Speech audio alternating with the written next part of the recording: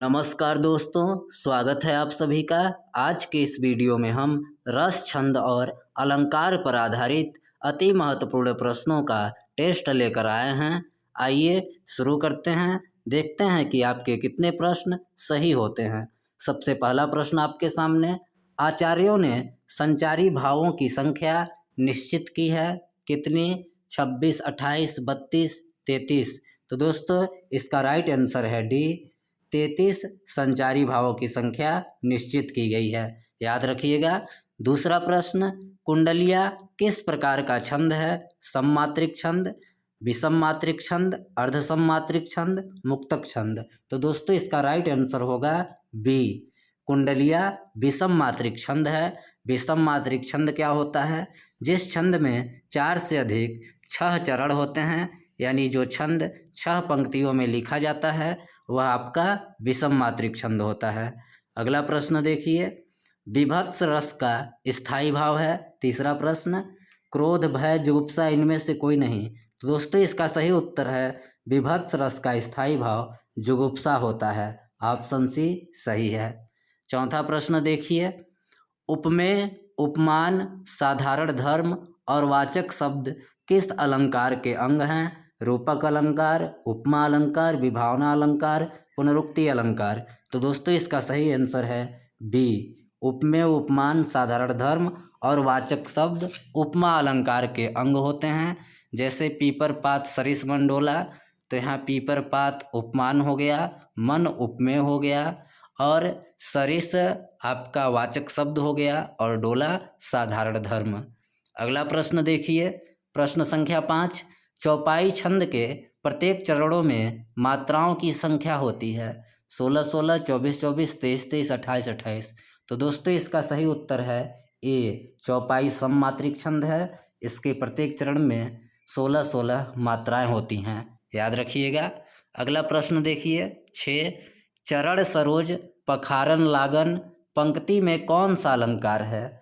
चरण सरोज पखारन लागन, चरण यानी पैर, सरोज यानी कमल, तो यहाँ चरण सरोज यानी कमल रूपी चरण, तो यहाँ आपका हो जाएगा रूपक अलंकार, क्योंकि यहाँ उपमेय में उपमान का भेद रहित आरोप हो रहा है। तो इसका राइट आंसर हुआ ए, रूपक अलंकार। अगला देखिए, प्रश्न संख्या 7, रसराज किसे माना जाता है? यानी रस का राजा किसे माना गया है? हास्य रस, वीर रस, श्रृंगार रस, शांत रस। तो दोस्तों इसका सही उत्तर है सी, श्रृंगार रस को रसराज कहा जाता है, यानी रसों का राजा। अगला प्रश्न 8, छंद कितने प्रकार के होते हैं? 2, 3, 4, 5। तो दोस्तों इसका सही उत्तर बी है, छंद 3 प्रकार के होते हैं, मात्रिक छंद, वार्णिक छंद और मुक्तक छंद। अगला प्रश्न देखिए 8, सुबरन को खोजत फिरे कवि व्यभिचारी चोर। सुबरन को खोजत फिरे कवि व्यभिचारी चोर, पंक्ति में कौन सा अलंकार है? सलेस अलंकार, उत्प्रेक्षा अलंकार, संदेह अलंकार, इनमें से कोई नहीं। तो दोस्तों इसका सही उत्तर आपका होगा ए, सलेस अलंकार। क्यों? क्योंकि सुबरन, यहाँ सुबरन शब्द कई सारा अर्थ प्रकट कर रहा है। सुबरन को खोजत फिरे कवि व्यभिचारी चोर, यहाँ सुबरन का कवि के लिए अर्थ सुंदर पंक्तियां हैं, यानी कवि सुंदर पंक्तियों को खोजता फिरता है। व्यभिचारी के लिए सुबरन का अर्थ यहाँ सुंदर स्त्री है, यानी व्यभिचारी सुंदर स्त्रियों को ढूंढता रहता है। और चोर के लिए सुबरन का अर्थ स्वर्ण है, यानी चोर हमेशा स्वर्ण को ढूंढता रहता है। तो जहाँ पर एक शब्द प्रयुक्त होकर कई सारा अर्थ प्रकट करे वहाँ आपका सलेस अलंकार होता है। जैसे यहाँ पर आपका सुबरन का अर्थ हुआ सुंदर पंक्ति, सुंदर स्त्री और स्वर्ण, 3 अर्थ हो रहा है। अगला प्रश्न देखिए 9, जिसके हृदय में स्थायी भाव जागृत होता है उसे कहते हैं आलंबन, विषय, विभाव, आश्रय।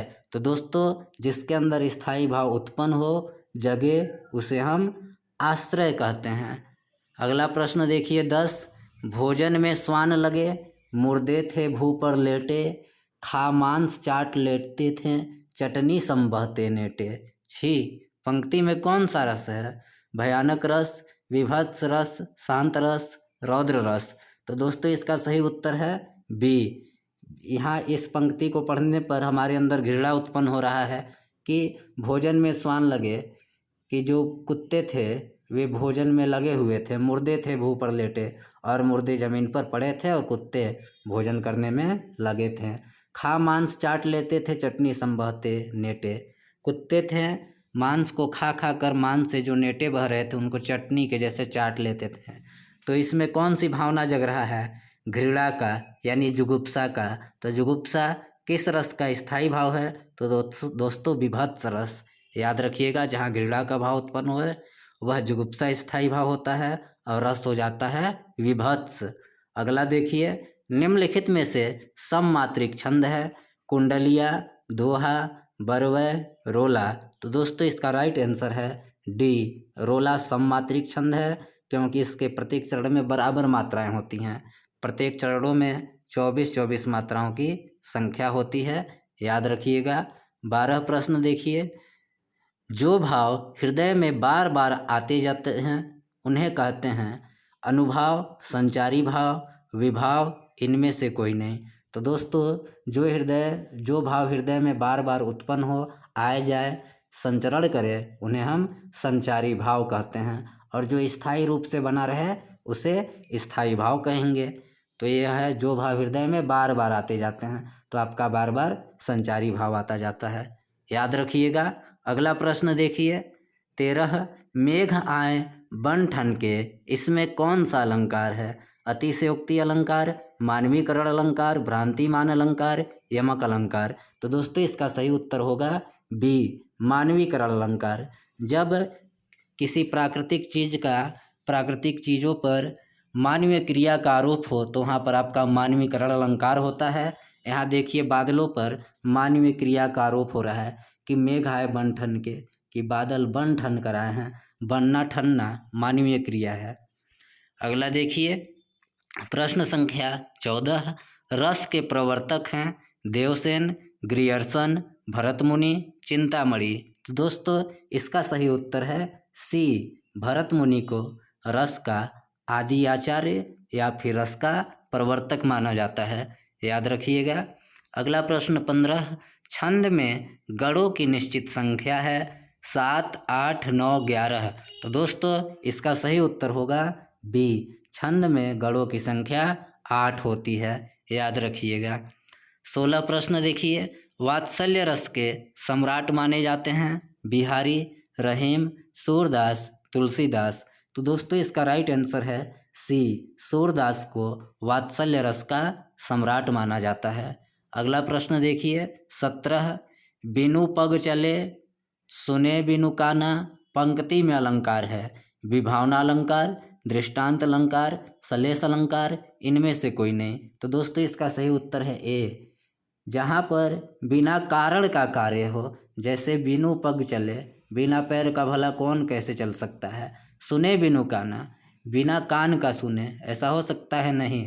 तो जहाँ बिना कारण का कार्य हो वहाँ पर आपका विभावना अलंकार होता है, तो इसका आंसर ए है। अगला देखिए 18, संदेशनी मधुवन कूप भरे, पंक्ति में कौन सा अलंकार है? संदेशनी मधुवन कूप भरे, भ्रांतिमान अलंकार, विप्सा अलंकार, अतिशयोक्ति अलंकार, अनुप्रास अलंकार। तो दोस्तों इसका सही उत्तर है सी, संदेशनी मधुवन कूप भरे, यानी संदेश से मधुवन के कुएं भर गए। गोपियों ने इतना सारा संदेश भेजा कि मधुबन के जो कुएं थे वह संदेश से भर गए। तो यहाँ पर अतिशयोक्ति अलंकार है, संदेश का बहुत बढ़ा चढ़ा कर वर्णन किया जा रहा है। तो जहाँ पर किसी चीज़ का बहुत बढ़ा चढ़ा कर वर्णन किया जाए वहाँ पर आपका अतिशयोक्ति अलंकार होता है, याद रखें। 19वां प्रश्न देखिए, पहले दोहा बाद में सोरठा जोड़कर कौन सा छंद बनता है? इंद्रवज्रा, सोरठा, कुंडलिया, हरि गीत का। तो दोस्तों इसका सही उत्तर है सी, शुरू में एक दोहा और बाद में एक रोला जोड़ देने पर आपका कुंडलिया छंद बन जाता है, याद रखिएगा। 20वां प्रश्न, कुल कानन कुंडल मोर पखा, पंक्ति में अलंकार है अनुप्रास, उपमा, वक्रोक्ति अलंकार, विषम अलंकार। तो दोस्तों इसका सही उत्तर होगा ए, कुल कानन कुंडल मोर पखा। यहाँ देखिए क वर्ण की बार बार आवृत्ति हुई है, इसलिए यहाँ पर आपका अलंकार अनुप्रास अलंकार होता है। दोस्तों अगर वीडियो अच्छा लगा होगा तो वीडियो को लाइक कीजिएगा, साथ ही हमारे चैनल को सब्सक्राइब कीजिएगा और हिंदी व्याकरण के अन्य वीडियो देखने के लिए चैनल पर पुनः आइएगा। धन्यवाद।